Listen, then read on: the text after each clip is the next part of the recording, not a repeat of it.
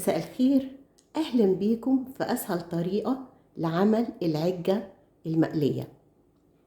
العجة المقلية أكلة مصرية في منتهى الجمال. أولا اقتصادية لأن هي بتتكلف أقل من 50 جنيه، صحية مليانة فيتامينات، فيها خضار وفيها بيض وفيها دقيق، يعني مش محتاجة أي حاجة جنبها إلا شوية مخلل وعيش أو شوية بطاطس محمرة.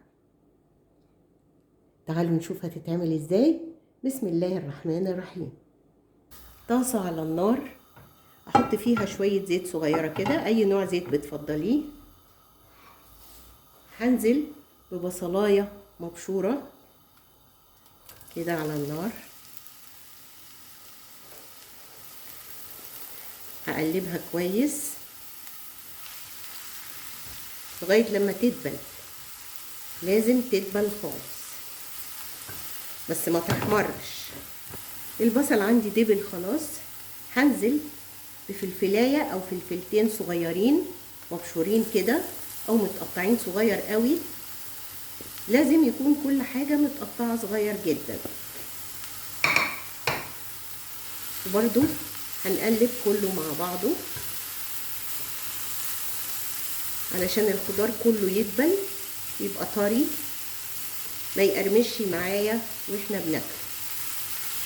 دبل الفلفل كمان هننزل بطماطمتين متقطعين، بس لازم اكون شايله منهم البذر، صفيه منهم الميه، وهقطعهم كده وهنزلهم على الخلطه بتاعتي دي، ياخدوا لهم تشويحه كده سريعه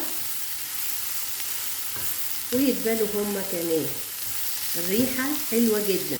دبلت الطماطم كمان خلاص كده، هطفي عليه بقى وهنروح نجيب طبق غويط نشتغل فيه. هنجيب طبق غويط وهنحط فيه عدد البيض اللي احنا عايزينه، طبعا حسب افراد الاسرة. وهجيب الخلطة اللي انا عملتها وهحطها على البيض، وهحط التوابل بتاعتي بقى اللي هي عبارة عن ملح، معلقة صغيرة بيكنج باودر، معلقة صغيرة كزبرة ناشفة، فلفل اسود معلقة صغيرة، والسبع بهارات معلقة صغيرة. هحط كله على بعضه كده، اضرب بقى كده بالمضرب السلك، طبعا اسهل لي وعشان ما يكلكعش مني الدقيق لما اضيفه. اهو هبتدي بقى اضيف الدقيق شويه بشويه كده، وهضرب واشوف القوام المناسب.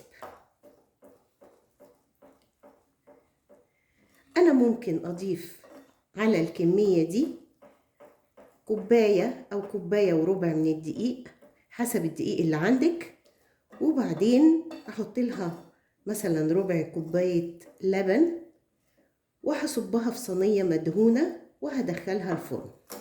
لكن انا عندي في البيت ما بيحبوش اللي هي في الفرن، بيحبوا المقليه، فاحنا دلوقتي هنعمل مقليه، فدي قوامها شويه بيكون ماسك وما بحطلهاش لبن عشان تبقى تقيله. هنشوف دلوقتي مع بعض.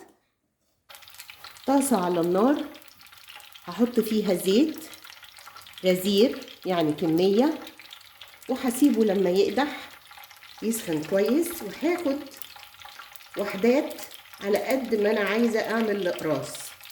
يعني اهو دي واحده،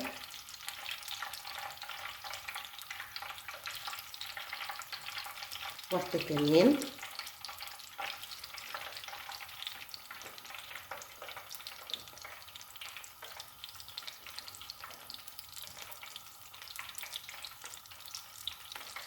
لغايه لما اخلص الكميه بتاعتي.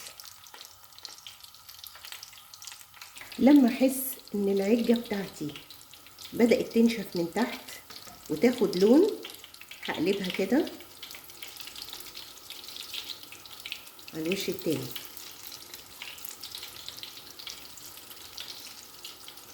بصوا نفخت ازاي. انا طبعا النار عندي مش عاليه قوي، موطياها يعني مخليها كده نص نص علشان ما تستويش من بره وتبقى نية من جوه.